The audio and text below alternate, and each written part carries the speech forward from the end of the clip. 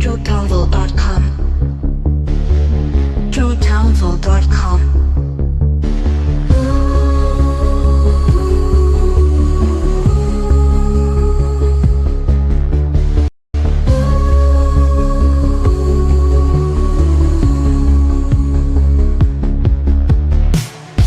JoeTownville.com.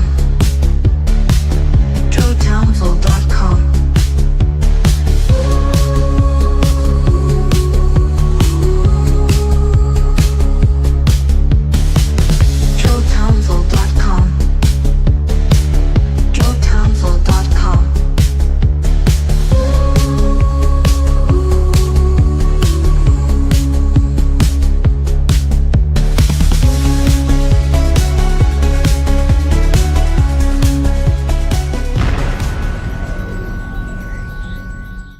Hello, hey, welcome to Retro Trekkers. I'm Captain John, and I should get the crew together because oh boy, do we have a fun show for you tonight. We're going back to classic Star Trek, the TOS as they like to call it, and oh my goodness, what a wonderful show, what a wonderful crew. I believe you know my second in command, folks. Have you met Commander Joe Townsell? Greetings, Captain. Greetings, everybody. Such a great time to be here. And I have to make an apology, but only after we introduce our other crew member.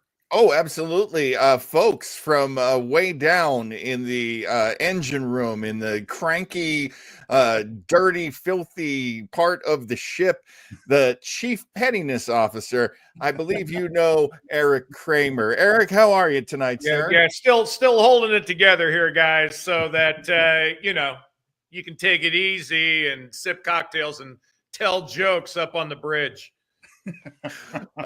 So, Joe, what did you have for us this evening? Well, I just have to offer an apology to both of you. And, we run such a tight station here. We're so regimented. I am out of uniform tonight, but for a good reason. I took a little side trip to France since our Sunday show, and I couldn't help but wear something to the place I went to go visit specifically. Yes, I am tonight wearing my Chateau Picard souvenir shirt, having gone to visit Jean-Luc over the weekend. No, seriously, I just wanted to take a minute to thank my good friends Tony Luna and Jennifer Levy, who finally had an opportunity for us to get together and give me my birthday presents, and this was one of them. So awesome. Thank you, otherwise affectionately known as some people, inside joke. But thank you guys, and thank you for indulging me in wearing my new shirt tonight. Absolutely. You're not only in uniform, you're super duper in uniform. Okay. I appreciate that. we like to support Picard. Picard's an excellent captain. We love Jean-Luc Picard. Now, of course, the next one I want to get is an official KGB shirt. So hopefully those are coming in the near future. Oh, my goodness. You have no idea. Oh, it's all coming together. It's a much smoother running ship than this one. Yeah, you are definitely in the rustiest part of the Rust book, and I commend you, sir. Yeah, we are. We're limping along over at the KGB, but we're hoping to get it together. Well, let's kick off the show.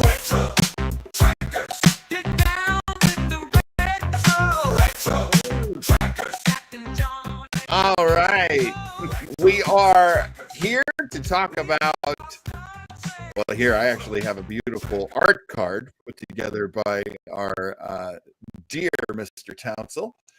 And hey, happy April Fool's Day, everybody. Can I just say, I ignored Facebook today after last night when it flipped over to midnight, and I had friends who were like, I'm quitting my job. Oh my God, I lost my leg in an accident. And I'm like, I need to get in touch with these people. Are they okay? And then I'm like, I hate April Fool's Day. Come on, Captain. Be a sport. It's the day when everyone up on the bridge. Like we had a hell of a morning down here below decks. Well, see, there you go. We can learn a lesson from CPO Eric, because Gotta let loose a little once in a while. I mean, Not that Captain I'm Kirk petty. never Not lets that I'm loose. being So. petty about you guys getting like shirts and stuff up on the bridge. That's fine. While the rest of us down here sweat and make sure this ship keeps running. Well, we should talk about this episode. So let's get started. I'm going to explain. Get it. All right. So this episode, as you may or may not know, is from the very first season of Star Trek. It hit the air in 1966. Actually, one of the last possible shows that could happen during that year, because it first aired on December 29th. How about that? What else do I have here? It is the 17th episode of the first season. It was directed by Robert Farr, who has one of the coolest of all resumes.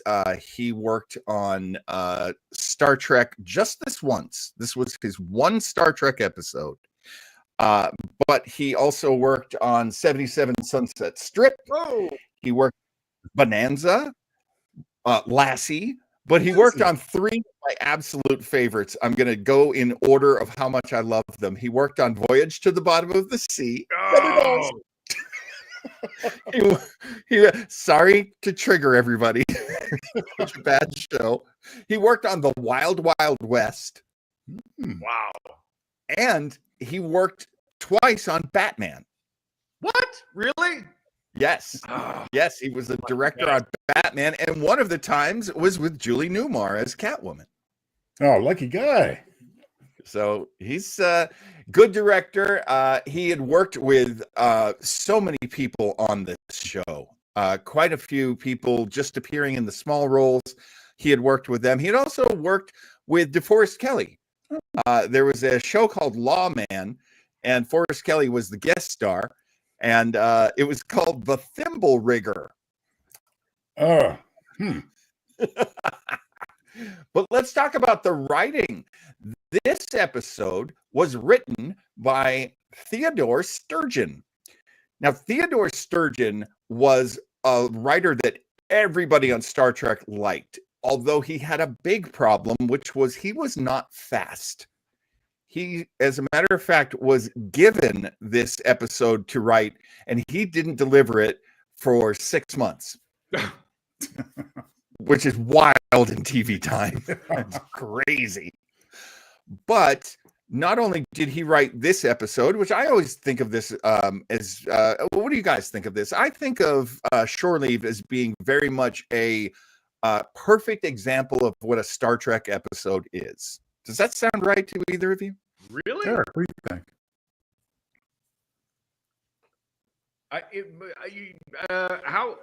How so?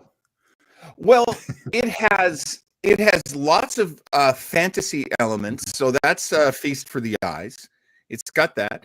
It's also got this science fiction mystery. You know, here we found this just perfectly lovely planet, but now it's trying to kill us with all of these weird things.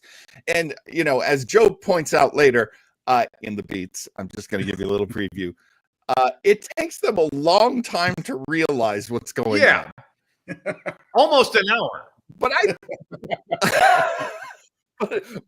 think of that as a very 1960s okay, thing. now that you because, okay. I agree with you on that. Yes. I mean, in the 60s, it's like a man with pointed ears. Like, guys, you're freaking out over some pretty easy stuff. Like, I don't know if you guys remember this when you're kids, but you know, like my uncle would come in while I'm watching Star Trek. He'd be like, "Are you watching Star Trek? Where's the guy with the pointed ears?" I grew up in New England, so everybody sounded ignorant like that. And you know, people would have such a hard time getting past, like, you watch the show with the guy with the pointy ears? Like, yeah, get over it. Some people like that. So I like how everything kind of plays. There's a big sense of play in this episode too. But let me tell you one more thing about Theodore Sturgeon. Theodore Sturgeon wrote 2 episodes. He had other ideas, but they never made it to screen. The other one he wrote was Amok Time. No kidding. So Sturgeon created all of the mythology of Vulcan. Wow.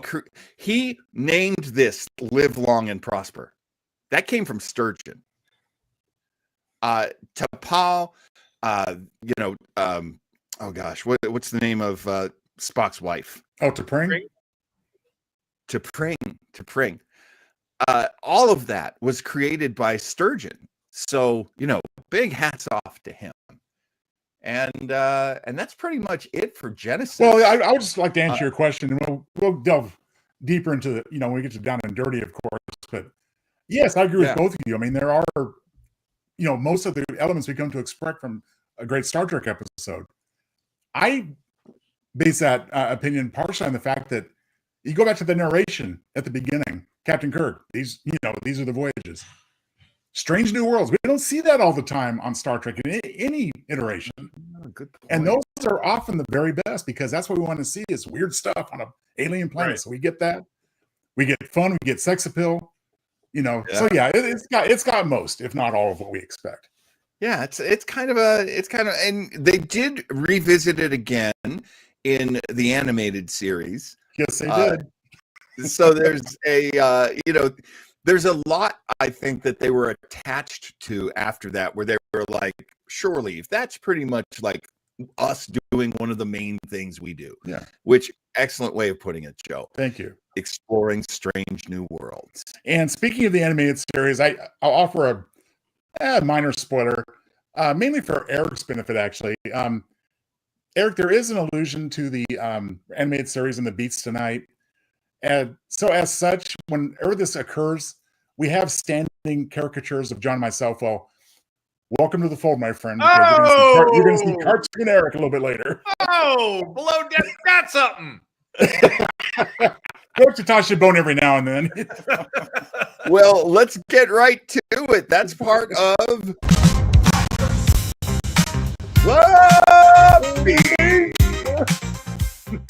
Every week, Joe Townsend puts together the beats for us so that we can get a lovely recap, which will then help us review. And so this week, let's take a look at the beats.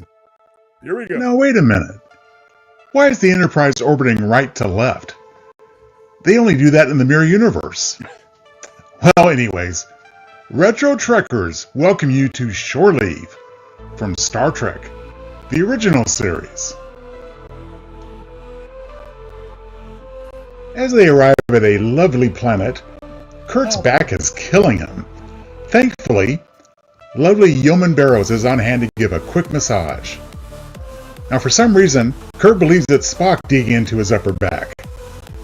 Maybe there's something to those Kirk and Spock rumors after all. Barrows insists that Kirk rest up, but Kirk grouses that he doesn't need the cute redhead and Dr. McCoy nagging him. Spock agrees with Barrows. It's been a rough few months, and everyone needs a respite. Well, except Spock, of course.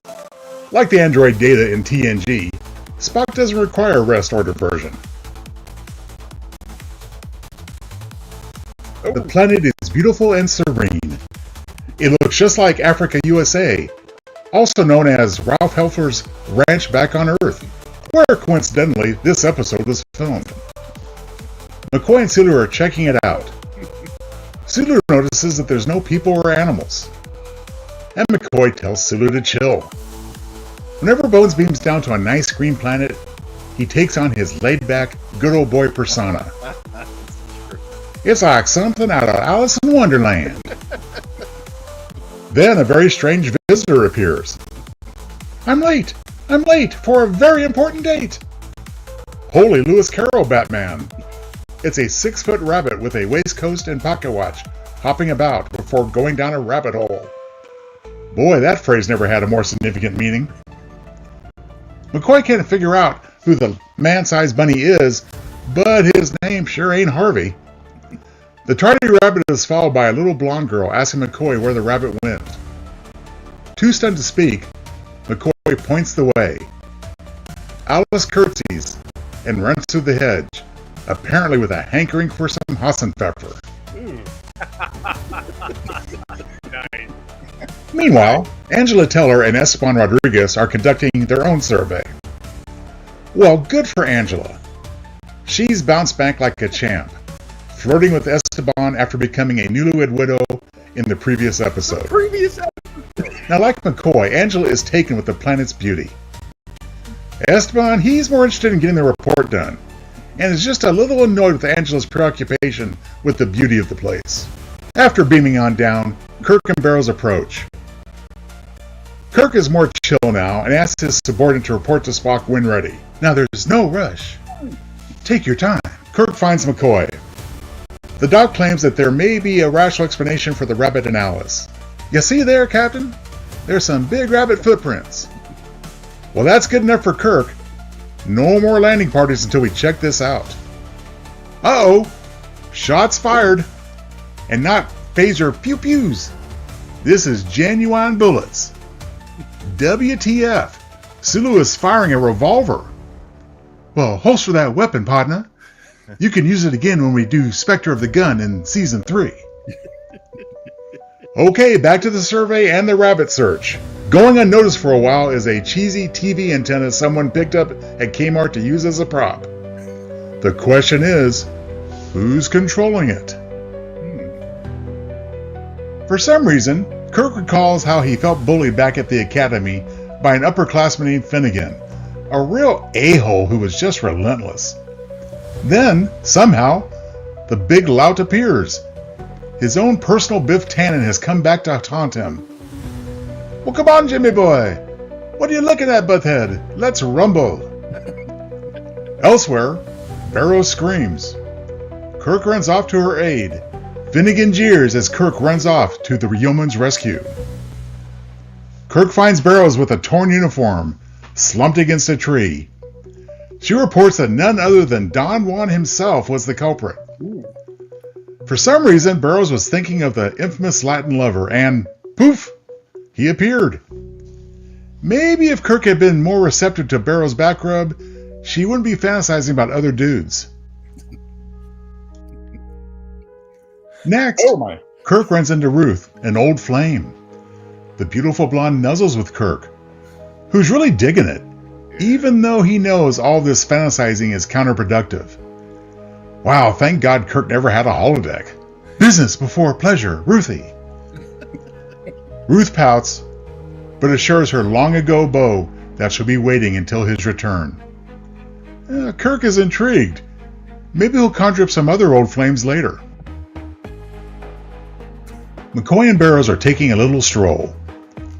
Seems like she has become weary of trying to catch the captain's eye and is now flirting with one of his best buddies. Barrows says that in a lovely place like this, a girl should be dressed as a princess. Oh boy, here we go.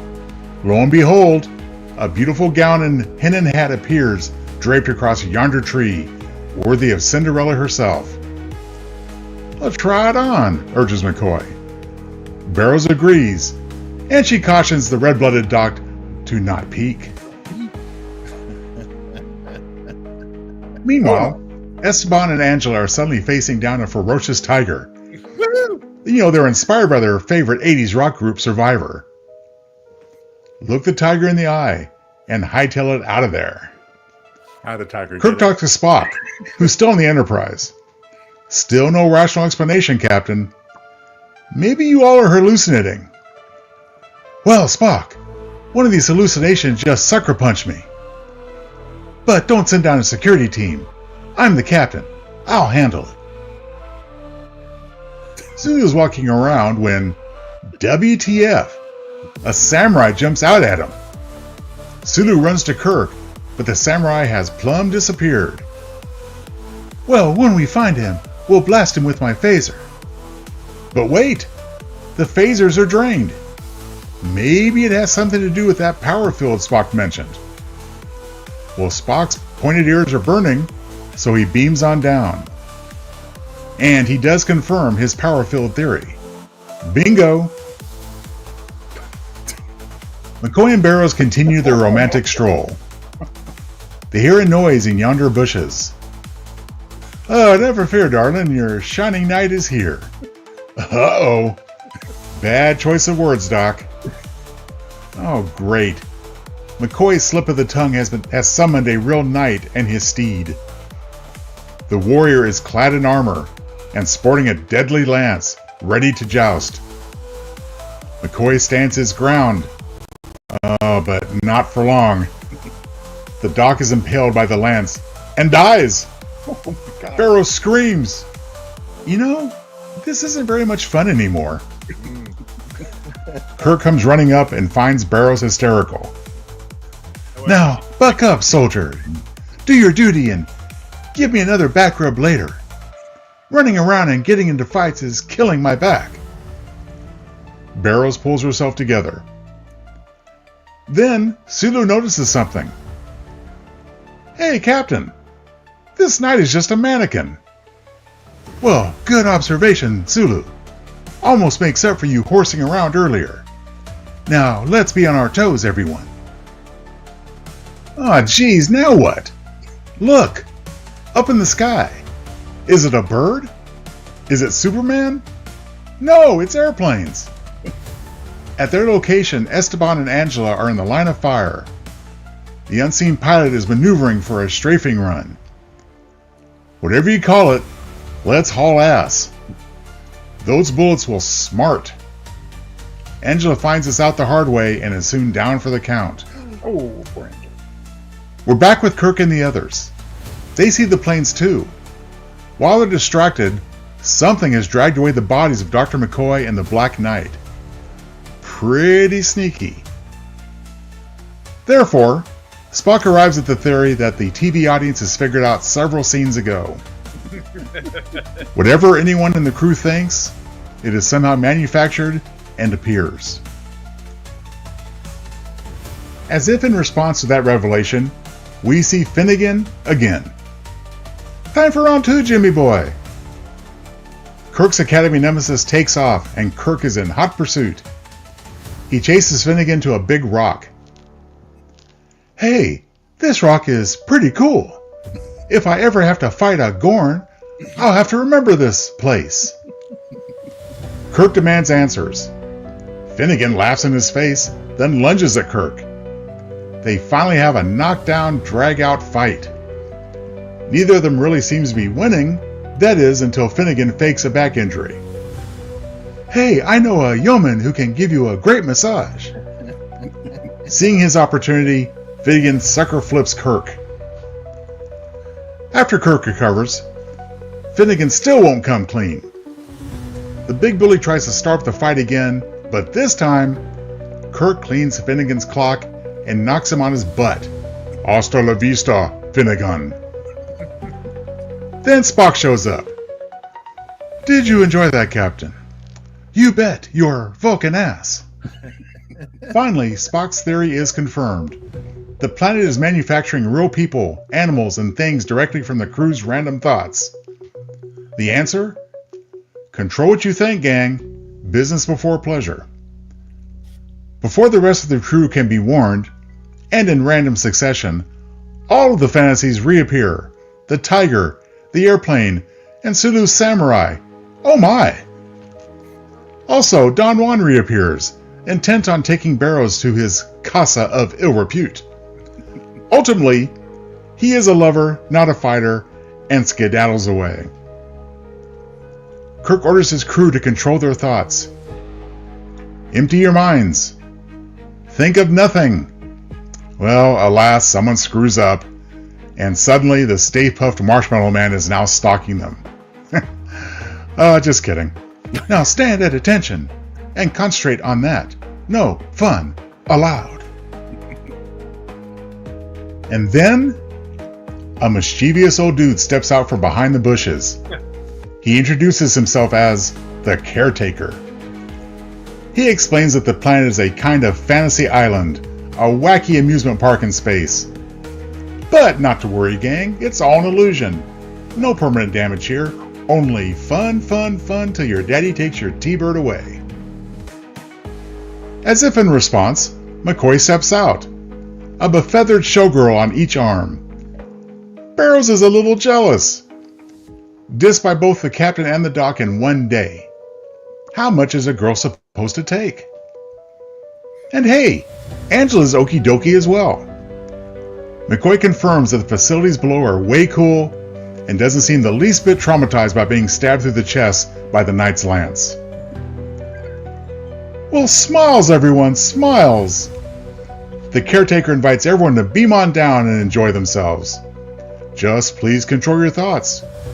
Otherwise, we might just have a planet-wide porno flick here. Kirk has his doubts, but is convinced when Ruth shows up again. You know, maybe I could use a little diversion after all. Everyone has such a blast, they decide to return a few years later when it's time for another shore leave.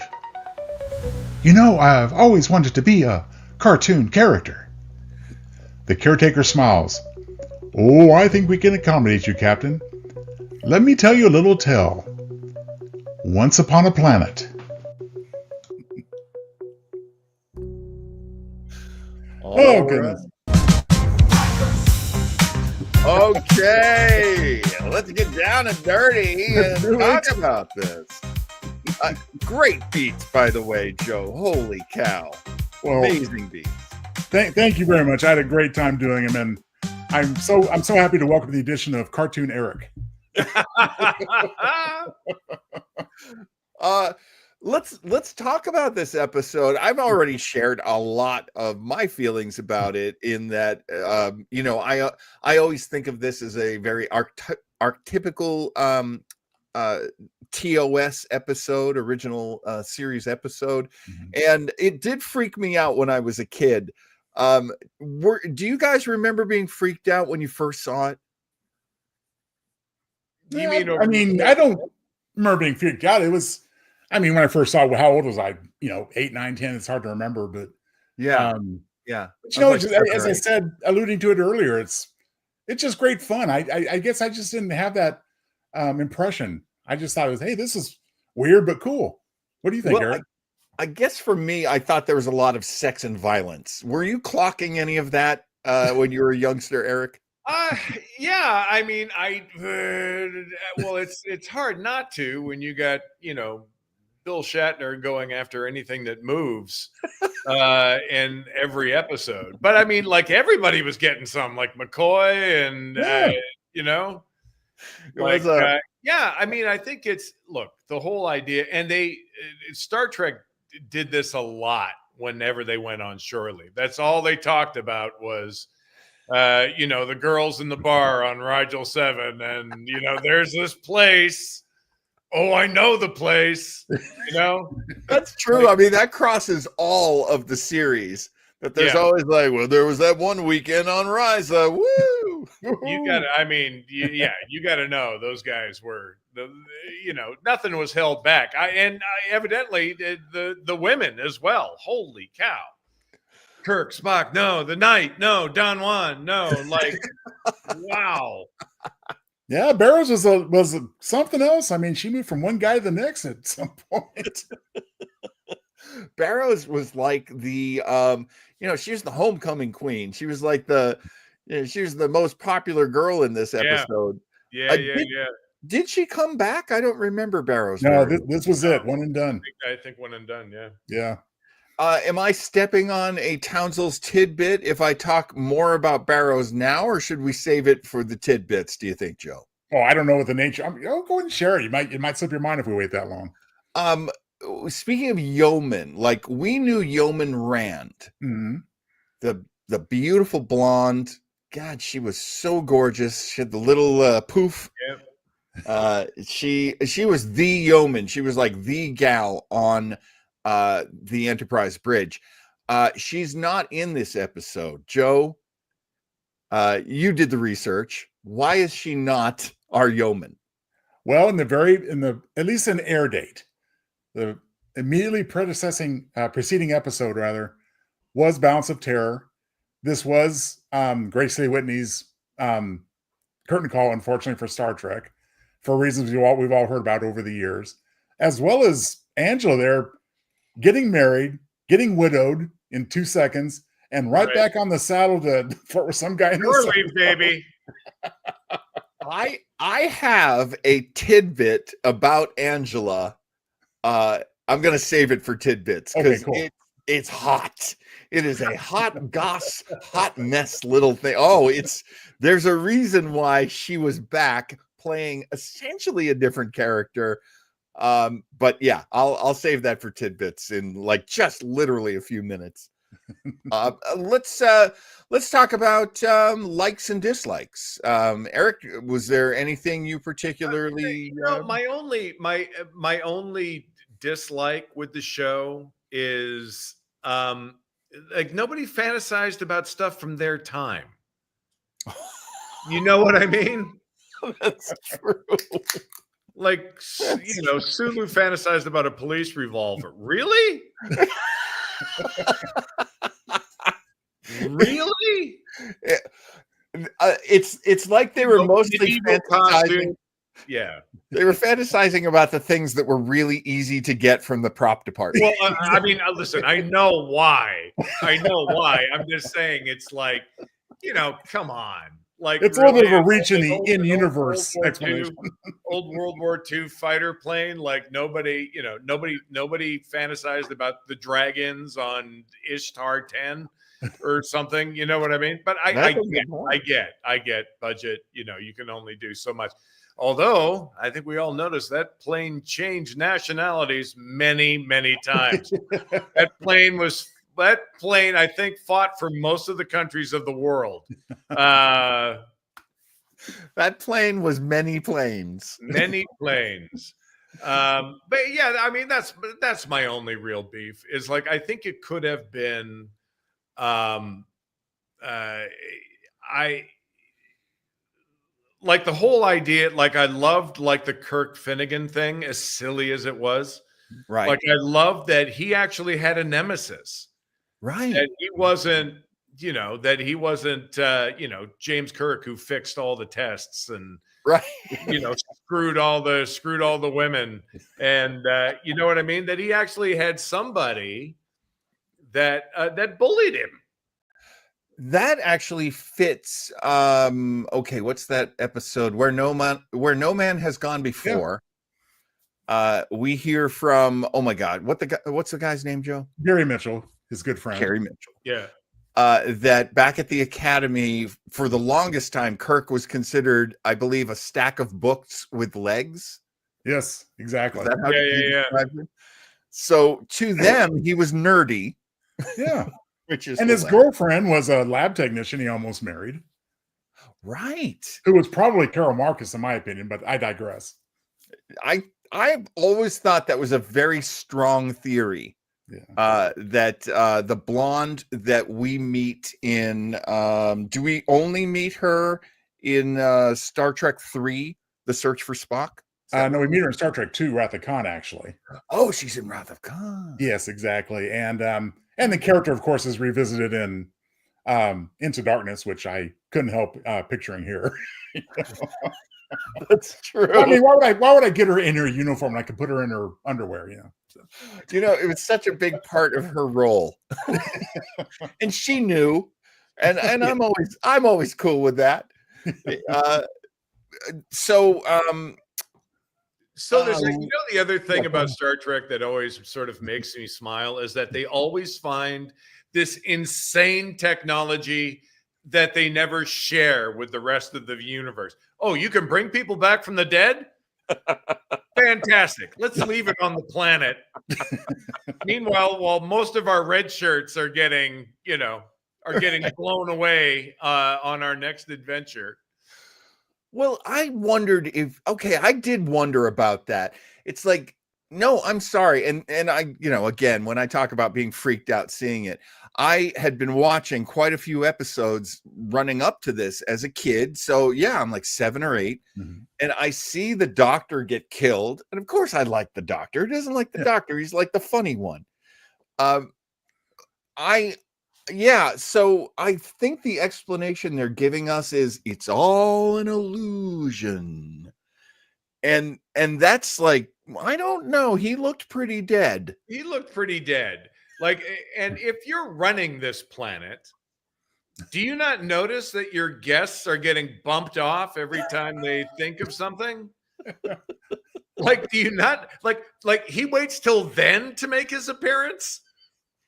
Yeah, it's Like you know, I think like he that's doesn't show up when the rabbit shows up and goes, what do you think? We did pretty good, huh? this sort of trip should cost thousands and thousands of credits, right? Because Disney costs thousands of credits. So the thing to me is like, well, there's a reason why it's free. It's because the guy running it is screwing with you. That's my theory. Well, he seemed pretty delighted with himself for Now having put through it. That would make an amazing episode. You can have the time of your life. Or But isn't right? that, I mean, to Joe's point, is that not Fantasy Island? Oh my God, completely. Right? Completely. It's like, yes, you can have your fantasy, but there's always going to be a little sting in it. There's always a lesson. There's always some, some terrible, answer to your wish. Well, I mean, hence the reason I couldn't resist using Mr. Work in the main graphic and Kirk mistaking him for Khan. I mean, can I say with great shame, it took me till today to get that joke. really? I was like, oh, he thinks he's Khan. That's funny. Of course he thinks he's Khan. That's Khan. Oh, I'm ridiculous. Hey, I think it's time to choose your MVP. Yes. A lot of talent in this episode. Mm-hmm. Where Not do as we wanna obvious go? this time as some other times. Yeah. All right. Let's start with you, Joe. Joe, Okay. who would be your MVP for this week? Listen, even though she replaced the wonderful, lovely Janice Rand, I've got to give it to Tanya Barrows. She is just adorable.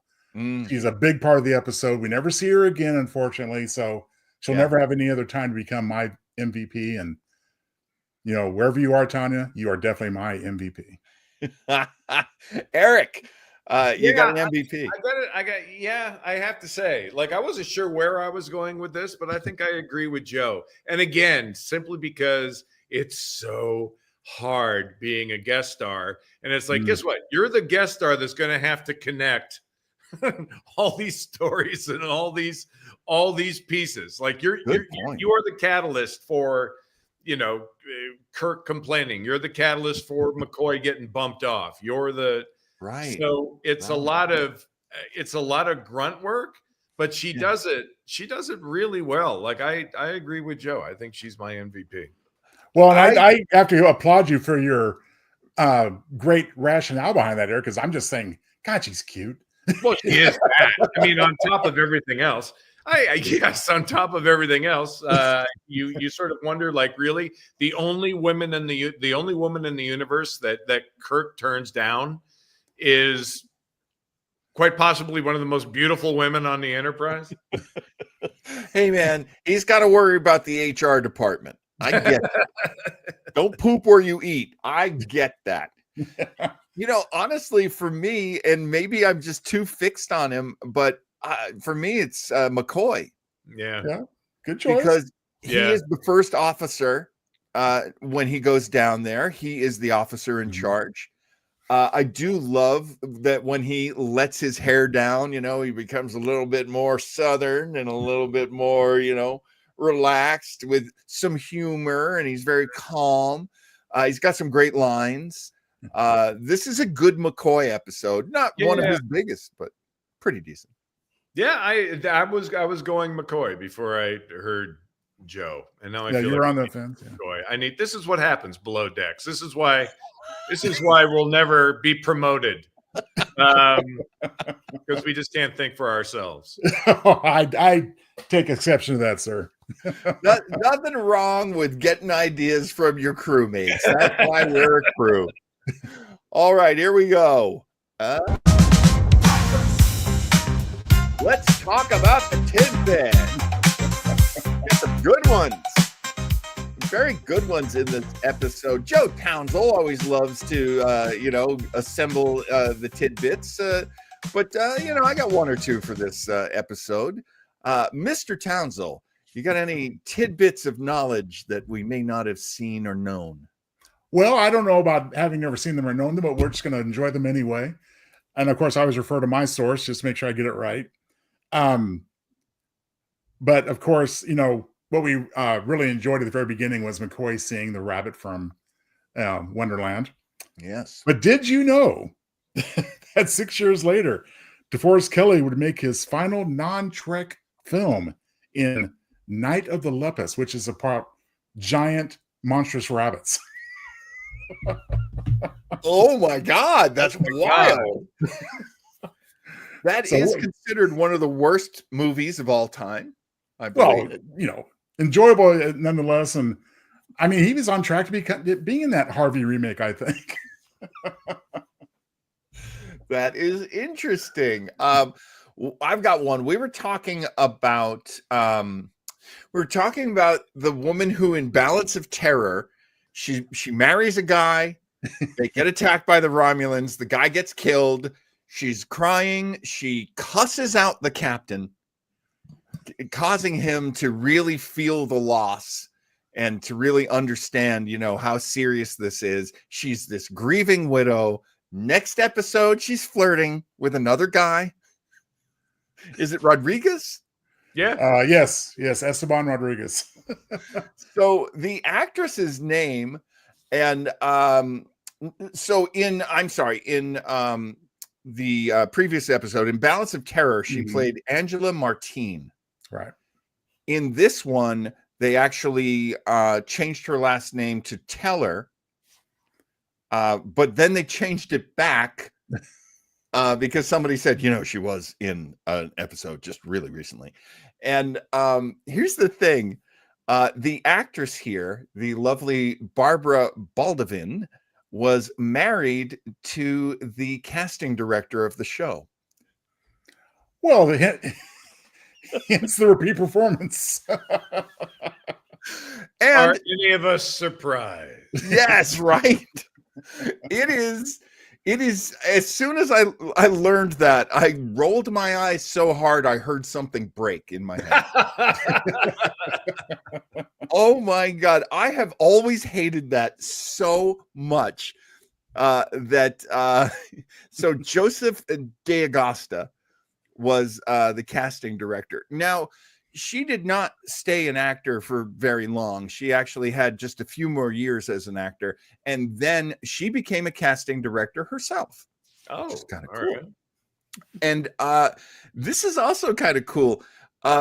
Eric, she was the agent. She became an agent for Don Wells.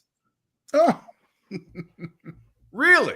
Yes, she was Don Wells' agent. So that woman that you enjoyed so much in this episode would eventually become Don Wells' agent. So that's kind of cool. Eric, of course, knows Don Wells from having worked on the Gilligan's Island movie. Driving Gilligan's Island. And she was really great, wasn't she? I always loved it. Don Wells? Yeah. I had the world's biggest. I was seriously in love with Don Wells. Like not just a crush. Yeah. I was seriously in love with Don Wells. Having met her when I first met her, I told this story, didn't I? I first privately, I think. When she did a dinner theater show, I met her briefly. I had a huge crush on her, but when I did Surviving Gilligan's Island and I really got to know her, I fell like head over heels, like madly in love with her. Like she was just the greatest person ever. I'm guessing in person she is really lovely, as she is on camera as well. But it's just an absolute, just a wonderful human being. Besides being, the gorgeous Marianne, and she was gorgeous her entire life. There are just people that carry that thing with them, whatever that inner light is, and she was one of those people. That's great to know. I'm sorry, I just saw And as you can tell, I'm now my skipper mannerisms are all coming out. Now I'm going to talk with my hands for the rest of the show. And folks, at the risk of embarrassing Eric a little bit, I thoroughly encourage you, if you've seen it before, but long ago or not seen it, do check out Surviving Gilligan's Island. It's on YouTube for free. Just one of his many phenomenal gigs. The end will make you cry. I'm not giving anything away. Yeah. It is a bit of a surprise, and it will make you tear up like you. Yeah. Absolutely. Yeah. I really enjoyed it too. So yeah, if you get a chance, you got to check it out. What other tidbits might we find in this one? You got anything, Mr. Townsend? Oh, sure. I got a couple more. Bruce Mars, who played Finnegan to our delight, also played one of the policemen in Assignment Earth, which we looked at recently. So right. Holy cow. Oh, that's great. I really liked that actor. I hated that character. Oh, of course. I mean, which means he did his job. He did his right? job. Right? Yeah. That's like the principle of professional wrestling. If somebody makes you boo, they are the best at the job. Yeah. Yeah. You know what's interesting about the Finnegan character too is that he beats the shit out of Kirk. He does. Like he's not just a bully playing pranks. Right. And like Kirk never mentions that they used to fight back at the academy, but he shows up on this planet and he wails, like not just shoves him around, like just unleashes on Kirk. He out Kirk's Kirk in the brawling department. Yeah. Of course, we can make a nod to it. I don't have any explanation why, but once again, we have an Irish character who is a huge pain in the ass. Star Trek has this thing for the Irish where they are the worst. And this guy's terrible. And I do have to apologize. I did promise everybody last week that I would not subject anyone to a bad Irish brogue in my beats this week, and I broke the promise. Yeah. you can't help it. You just can't. I can't. To me, he was always a mixture of like an Irish bully and like Daffy Duck. I just always picture him like woohoo, woohoo, woohoo, like just jumping and leaping around. What a physical job when you think about it. Hugely physical job. Yeah. So I'm glad he did play other roles. Oh, and interestingly enough, Shatner does a lot of his own stunts in this. Oh, like they don't cut, like there isn't like the stuntman with the bad toupee doesn't show up. That's right. You know what? The actual actor with the bad toupee. I mean, that's amazing. Like the addition of HD television. Like those guys can't hide anymore. No, it's true. Like all the doubles look so much like a different person just wandered in wearing the same thing. No, that's so true. I got lost in that. I do want to. Oh, go ahead, Eric. No. Finish your thought. No, I was changing the subject. So. Oh, this just popped in. I don't know why this popped in my head. It popped in the show earlier, and I was going to mention it. I've mentioned this before that I prefer the non CGI. Like I prefer the physical model of the Enterprise. Yeah. But they do something really cool in the episode I watched, which is the CGI enhanced version. Is that they have the Enterprise disappear into the shadow of the planet as it's orbiting. Like it's a really cool shot, and you just know that those guys that are doing it are like, you know what you've never seen. Let's do this. Which and it was just great that it came like from the sunlight and then disappeared around into the shadow, into the night of the planet. Well, not only that, but when they did the CGI version, they corrected the orbit. So yes. The only reason they did that in the first place was because I don't know how, because the planet we see is green in 10, but apparently it was very noticeable to them that they were obviously using like a model of, something that looked like Earth too much. They wanted to flip it so they could disguise that. But as a result, they got the Enterprise going right to left. Oh, that's wild. I didn't even know that. This script had a lot of problems. And part of it was because Theodore Sturgeon was not a TV guy. He could write novels. He could write you a novel in a day. Mm. And they felt that he wrote too much fantasy. And it was going to be too expensive. Oh, well, there you go. Yeah. And so he's got like herds of buffalo, and he's got. So the problem wasn't talent. The problem was the bottom line. And what's really funny is Gene Roddenberry, of course, being the exec producer, so he's at the top of the pyramid. He makes all the decisions for the show. He gives it to Gene L. Kuhn. Gene L. Kuhn's also a producer, but a great writer. So he tells Gene L. Kuhn, look, man, we can't do this script as written by Theodore Sturgeon. I need you to give me some rewrites. But he failed to explain, Roddenberry, failed to explain to Gene Kuhn that the problem was the fantasy, that it was too expensive. He just said, give this a rewrite. So Gene L. Kuhn writes in like an underwater fight scene. Pirate ship shows up and like, and nobody, everyone looking at it was like, Gene can write fantasy? I've never seen him do that before. And so there are stories that some of the actors told of how when they were shooting on location, that Roddenberry would sit under a tree. Yep. and just rewrite the script as they were going. And they were getting these rewrites really late. Well, you know how that can be. You know they were, because if you watch how they edit this show, they went back and did like some serious reaction retake shots. Yeah. You notice how many like close up, Yes. like completely differently lit like shots there are of just actors going where the director's going, okay, McCoy's dead. Okay, he's coming around the tree. Kirk's falling down the mountain. Oh.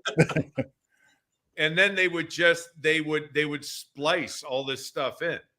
That is classic Star Trek. That happens in a lot of different episodes. I actually saw that. I noticed it myself for the first time when we were watching Assignment Earth, and they kept going to Terry Garr, taking one like 10-second clip and using that as a reaction for so many different things. Right. And yeah, they love the extreme close-up because we're paying these actors. We might as well get their faces. Any other tidbits you might have, Mr. Townsend? I'll just add something quickly to your one about the writing and Roddenberry. Yes, he did do extensive rewrites sitting under a tree on location.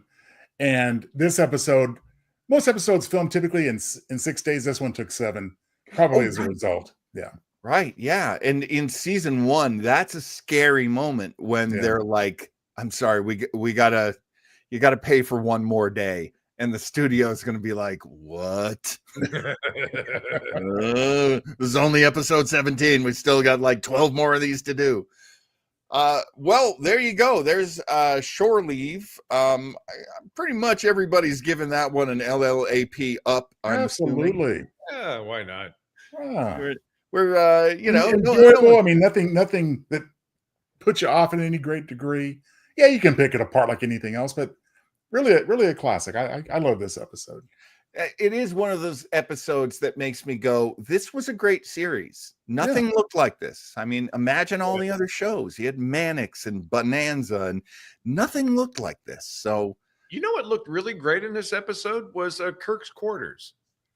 Oh, like it actually looked like it was part of the ship instead of the set that it usually looked like.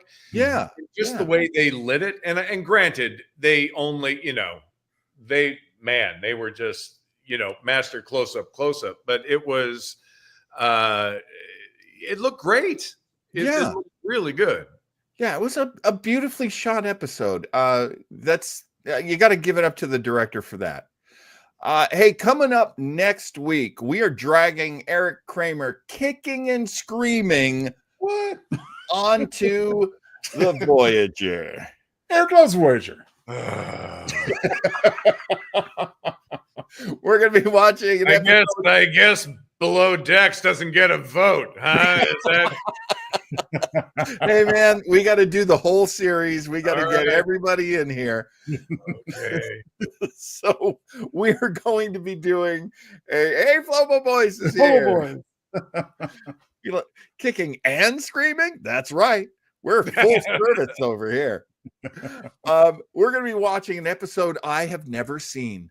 I quit Really? Voyager before I saw this one, and it's called Timeless. Mhm. And that's going to be next Tuesday at our regular Retro Trekker time, 7 p.m. on the Pacific Coast, 10 p.m. on the East Coast. Spoiler, it does guest star LeVar Burton as Jordan DeForge. Ooh. It is Voyager's 100th episode. Oh, my. Oh, my. Well, that's Wow. good. Okay. There's a lot of sizzle on this steak. I'm happy to see that. Flobo Boyce has not been consulted, so it's really cool that he's here to Surprise, find out Flobo. that one of Flobo's episodes is being cut up and rebroadcast on Sunday as part of the wonderful world of Weber. We are showing some of the least seen episodes of our old show that Flobo and I used to do that we would have Joe come on, called Starbase 80.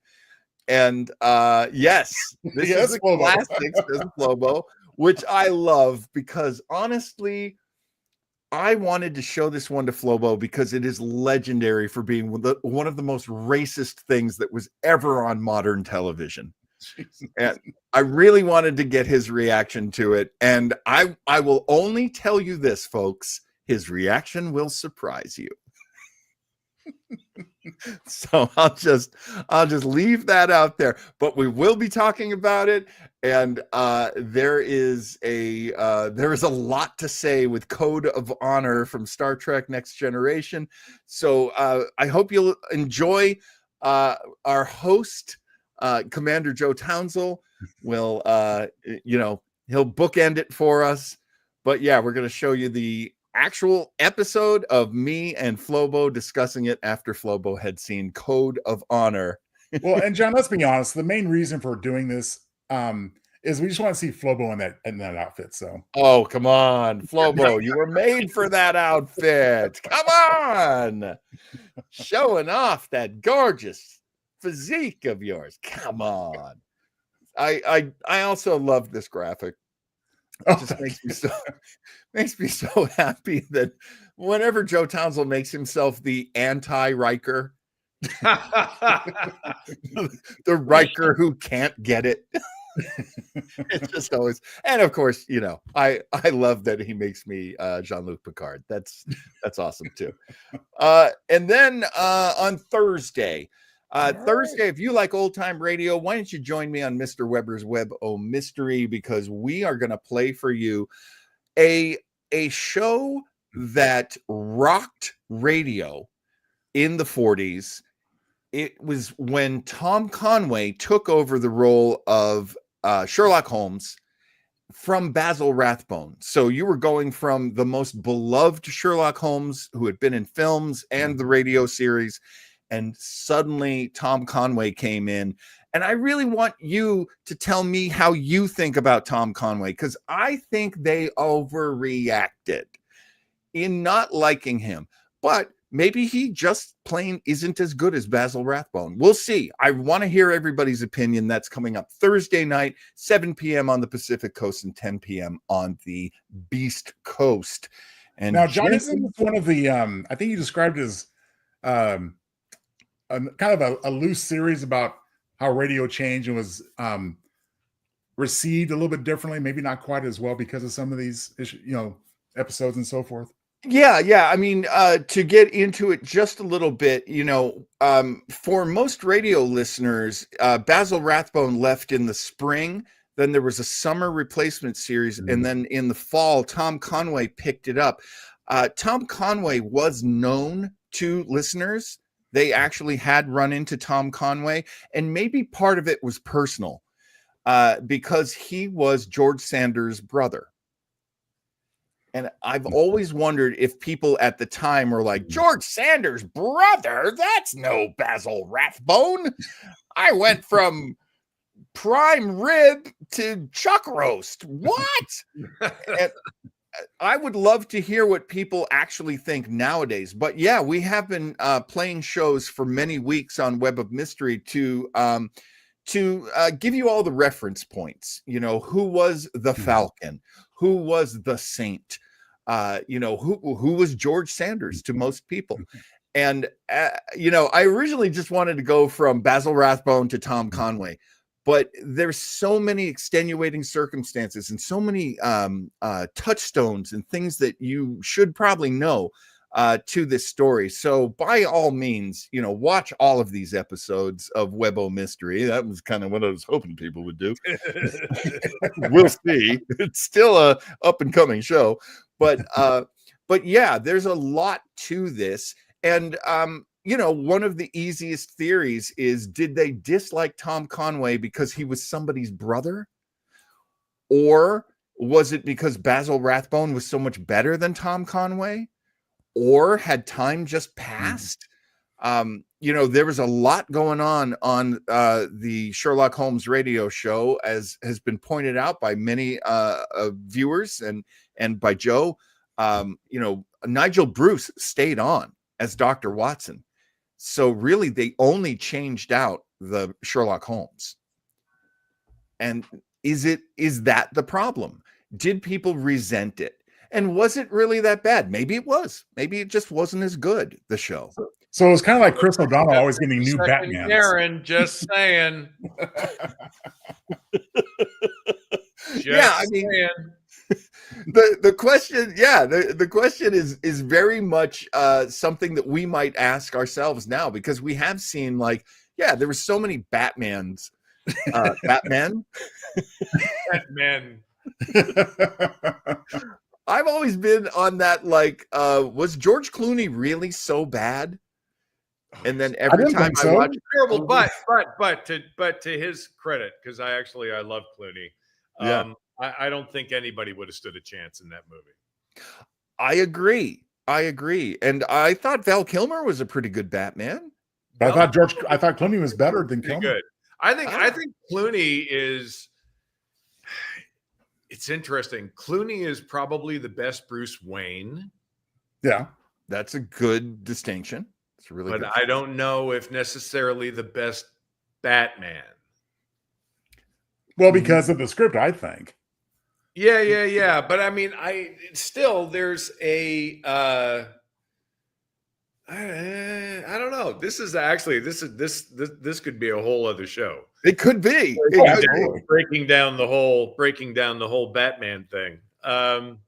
And you know, is it a mistake to have so many playing the role? Because to me, I find that a feature. I don't find that a bug. I think the constant reboots too. Like, there's just like, come on, guys. Like, really, you know, how many incarnations do you need? Well, I think having multiple performers play a role within the same continuity is a mistake. Yeah, i.e., multiverse, as Eric's alluding to. I mean, right. And I have heard word that might be happening right now over at Warner Brothers with the current Batman, that as James Gunn has come in to take over all of the DC movies, he's probably going to give us his own Batman. Yes. But there is a movie starring Robert Pattinson coming out very, very close to when James Gunn's going to try to introduce his Batman. Well, I don't know if it's still running in the comics world, but there used to be a line of DC comics called Elseworlds. Oh my God. This is just what I was going to talk about. There you go. Yeah. Yeah, because that was just a way to say, okay, this is out of continuity, so we can, you know, not worry about continuity. And that's kind of where I think the Pattinson Batman is. Right. Is that your understanding too, Eric? That they're just kind of using that? Like that's like, if you're gonna keep doing these Batmans, I think that's the direction you go. Like, I would love to see somebody do the Dark Knight Returns. Right. Like, I would love to see that. I would love to see that as a movie. There is a decent, actually a very good animated adaptation of The Dark Knight Returns. Oh, I know. I've seen it. It's really good. I'm sure you have, It's yeah. really good. And it's Oh, for now that works, but I hear you. I mean, a good live action would like be awesome. a good live action take on that would be really good. Now, did you feel that they did not offer you that in Superman versus Batman? No. Oh, it was so terrible. It was not a good movie. You know what? You know what I did love though was that may be my favorite Batman outfit. I love that. My favorite Batman costume. Yeah, is that one. I'm sorry. Go ahead. No. Go ahead. Because I was about to say, look, this may be a hot take, maybe not. I love Ben Affleck as Batman. I thought Ben Affleck was really good, but suddenly Batman's killing people now. Right, using guns. Like that was the big one. I'm like, whoa, what's going on? I mean, way back when he carried a gun. I mean, we're talking the 30s and 40s, but yeah. But I mean, now it's just sort of understood that that's not what he does. That's what makes the Dark Knight. That's what makes that series so great. Is that this is what Joker knows. Yeah. And even when it gets to its worst, Batman can't finish him off, and Joker has to finish himself off. Right. Yes. Which Dark Knight is one of the greatest comics that they ever made for Batman. It changed everything. Changed everything. It did. Well, and it's they tease us, but not giving us the regular straightforward adaptation. But instead, we get elements like in Batman v Superman. We get the Superman beater suit, right. In that story. Right. Yeah. I kind of saw what they were doing. I kind of thought it was okay, but I have to tell you, I've never been a big Zack Snyder fan. So obviously a lot of those movies were lost on me. We'll just have to wait and see what James Gunn does within July. Also, too, what makes the whole Batman Superman? Oh, here we go. Lower Decks is going super nerdy now. What makes the whole Superman? What makes that character work in Dark Knight Returns is that he goes corporate, like he becomes a government stooge. Right. Do you know what I mean? He becomes he becomes part of the system. And so that's what colors that whole battle. Yeah. At the end, even though it's Bruce Wayne's way of getting to an end. But that's what and so when they just sort of throw that in the movie, it's like, why? Yeah.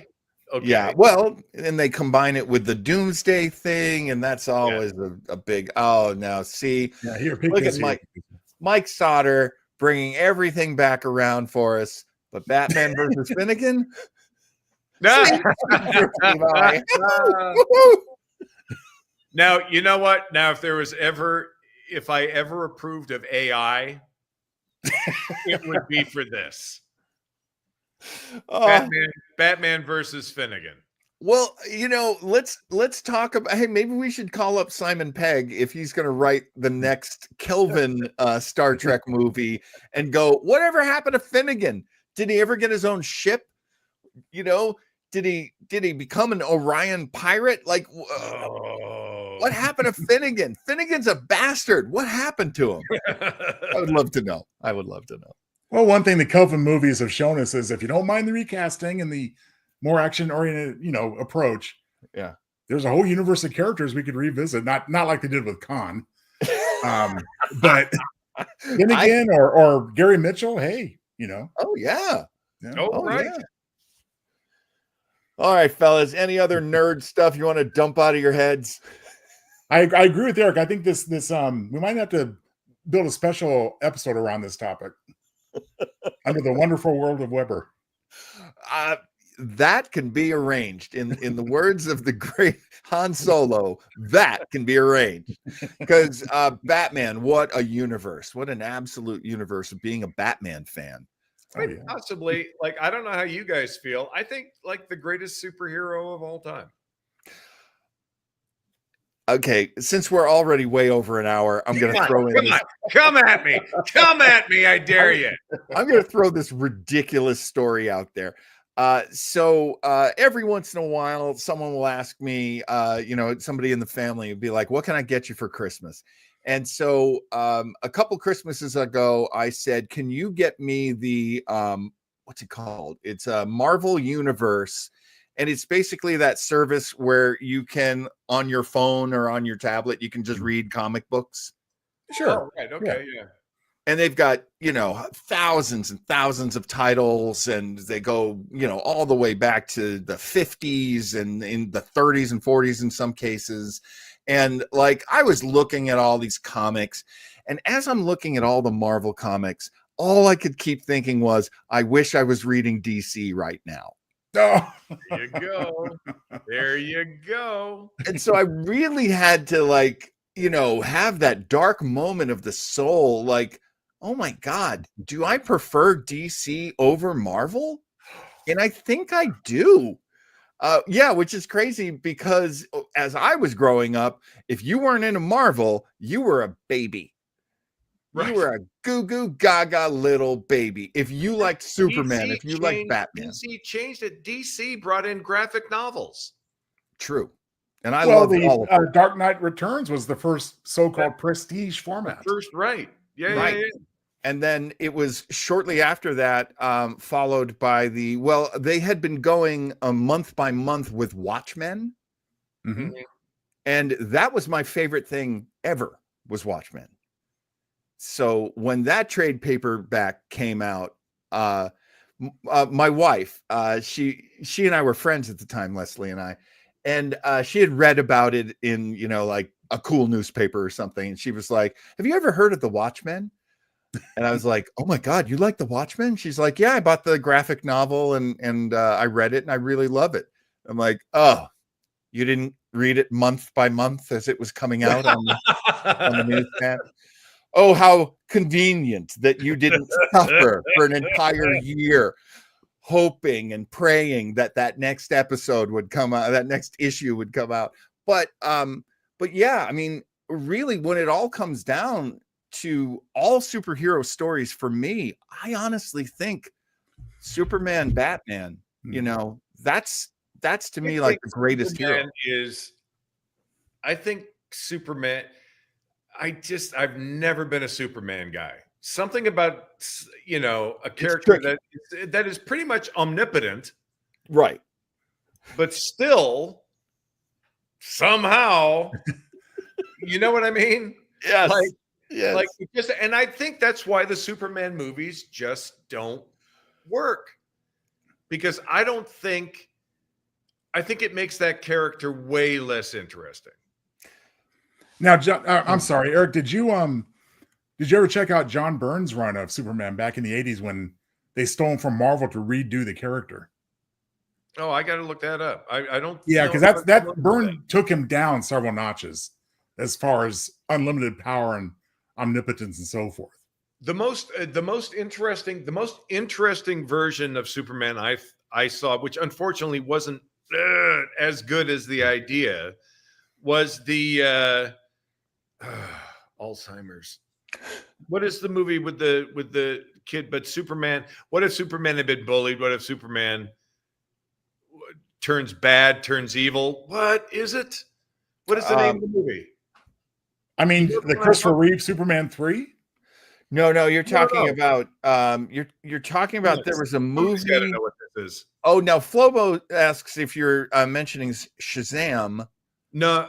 Oh, well, Shazam is actually the Shazam movie. The Shazam movie is pretty cool. No, it's God dang it. No, I know what you mean, because they did it as if, what if the origin story of Superman was a horror film? Right. What was the name of that movie? I cannot remember. Oh, I know. It's not Superman exactly. It's just no. Well, it is, but with a yeah, he's got all the. Yeah, I know what you're talking about. Exactly. The title does escape me. Brightburn. There it is. Oh, right. Yeah, Brightburn. Yeah, like fantastic idea. Oh, no, it was scary as hell too. Flobo is taking great exception here. Uh-oh. Oh, come on. Superman teaches us about ourselves. He's not all powerful. Superman's true power is restraint. Oh, that's interesting. Mhm. He can destroy the world, but he chooses to be a force for good. Arg! Now, wait a minute. How am I supposed to take that? It's a character that just doesn't work dramatically in movies. If you're omnipotent, yeah. who cares? Well, that was a big part of literally of Marvel. bend the earth backwards and make time go in reverse. Well, Like, and by the way, decimates every city he gets into a fight in, for crying out loud. I hate that about the modern DC because they're like, hey, isn't it really cool if it looks like 9/11? Like, no, that was not cool. That took me back to 9/11 when I first saw Man of Steel. Yes. Oh my God. I hated, you know, it was so funny because everyone was hating on the fact that he kills General Zod. And again, I can understand it, but it's wrong. Right. But what I hated was he didn't do what Superman almost always does, lead them away from the people. Right. You know, that actually shows up in the Flash movie, which is a terrible movie and no one should see it. But Batman tells Supergirl in the Flash, we got to lead them away from population. And they do. And it works. And it's so like, it would have worked for you too, Henry Cavill. Why didn't you do that? Well, they did do something along those lines, thankfully, in Batman v Superman. They just did their battle on some, dilapidated, condemned island or something. Well, here was the thing that drove me crazy about that. They said, okay, this is all going to happen in the harbor. Like, okay, that's great. The harbor that goes between Gotham and Metropolis because they're twin cities now. No, they always were in the comics, John. Were they? Yeah. Wow. They're like Minneapolis, St. That's Paul. news to me. I didn't realize that. Mm-hmm. This is okay. Wait. I got to do the whole thing for Flobo. Okay, so Flobo says, "I can't stand this. Superman has no flaws. He makes a mistake. Can't believe he didn't save the people. It was his first week on the job."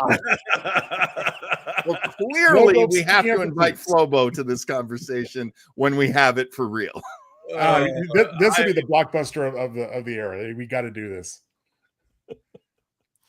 All right, Joe, you and I are going to plan this one out. We got to make sure that both Flobo and Eric are available on the same Sunday. And we're going to, oh God, I guess we're going to do a clip show. Oh Lord.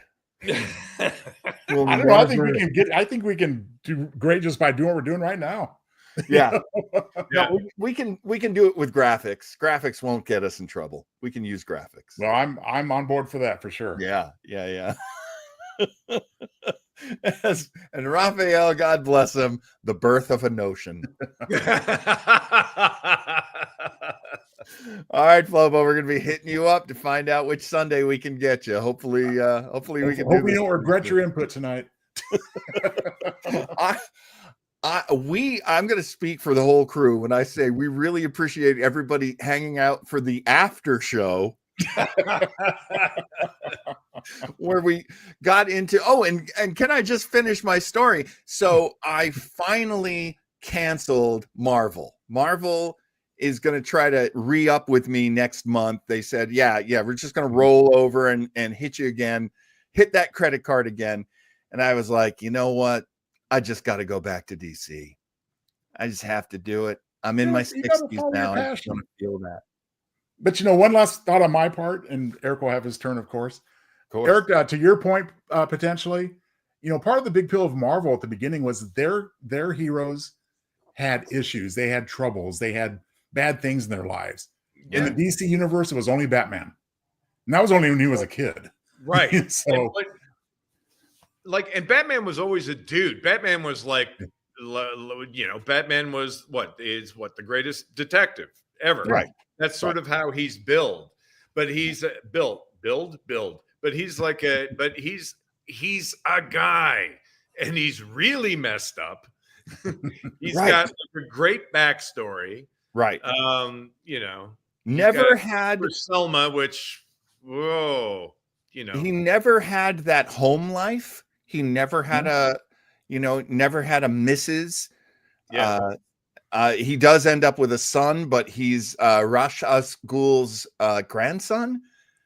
So he's a psycho named Damien.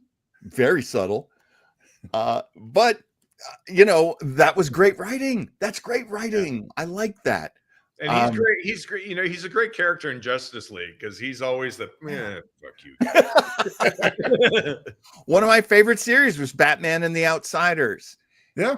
And it was because Batman was like, I can't deal with the Justice League anymore. Yeah, right. You guys are a bunch He of gets all the clowns. dirt on Superman, like, just so you know. And so Trigger on this anytime, you dumb shit. well, suffice it to say that Eric, Flobo, if you're still with us, get ready to be in our big 4-hour roundup. I'm going to find a way to make this an argument that makes us all yell and get angry with each other. Oh, cool. It's got just enough kindling. But I didn't realize you were such a comic book guy, Eric. Oh my God. I've got crates in my garage still. I had no comic books idea. and stuff. Yeah. Oh, that's fantastic. Now, listen, I'll tell you what, guys, as far as visual I- aids, I mean, if you can get to a couple of them you'd like to share on screen, I got all my stuff right here. Oh, wow. When I was looking at it a minute ago, I was like, where is that handy? Because I have a big, expensive slipcase edition of The Watchmen. Oh, wow. Yeah, I mean, the thing weighs about 40 pounds. So, all right, gentlemen, I'm going to call this one. Mike's got a copy too, from the sounds of things. You know, we have always maintained, I always have my copy that no one gets to borrow. Right. She had her copy, and then she loaned it to someone. She never got it back. So I got her 2 copies, one that she could keep and one she could loan out. That's Perfect how plan. geeky my romance with my wife is. We should all be so lucky, John. Seriously, I'm not kidding around. I'm not being sarcastic with that statement. I'm like, She's a super you cool broad. have found the lady. I got super lucky in that department. And she's a hell of an actress too. Yes. oh, absolutely. She is. All right. Thanks everybody who stuck it out with us into these late hours. It is it's actually so much fun that we got to do a great episode of Star Trek and then talk about one of my other passions, which is complaining about comic books. Have we just created another show? It happens like that a lot, and it's great. It is. So hopefully we can get Flobo because we will. He has no choice. Really pissed him off. See, look now, he's chomping at the bit now. And we haven't even gotten Flobo talking about Green Lantern, which is his absolute favorite. We'll see you on the pitch, Flobo. Perfection. All right, folks, I'm going to call it. Thank you so much for joining us, Eric. Thank you so much for everything you've done on this show, Joe. You did so much. Oh, thank you both. So it would have been a classic had we stopped at an hour. As a matter of fact, I was thinking, let me ask John one more question so we can go over that hour mark just to irritate him. It wasn't even necessary as it turned out. This is like Retro Trekkers meets Retro Rangers, and we're still coming in under an hour and a half. So for Retro Rangers, that's great. Yeah, still nice and tight, succinct. All right, good night, everybody. Good night. Good night. Oh!